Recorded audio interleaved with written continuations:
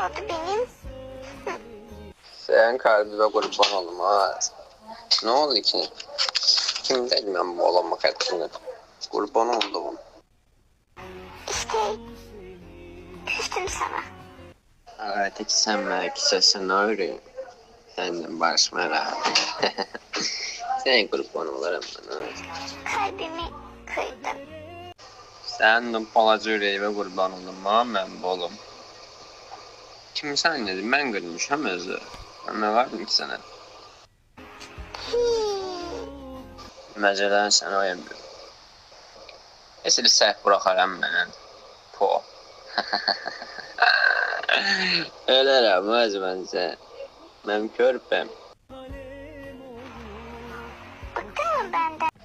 Sana qurban olurum o ürək. Məsələn sən mən sana niyə bezirəm ki? Dəlillə danışmam. Mən də səni çox sevirəm ay həyatım. Sana qurban olurum. Mənim həyatda səndən başqa kim var ki ay ürək? Sən hər şeyimsən. Sevməyi yox, sevməyə qoyan bir qərar deyil. Sən mənim ailəmsən, ailəm. Sənə qurban olaram mən. Mənim gözümün işığı. Mənim körpə balam.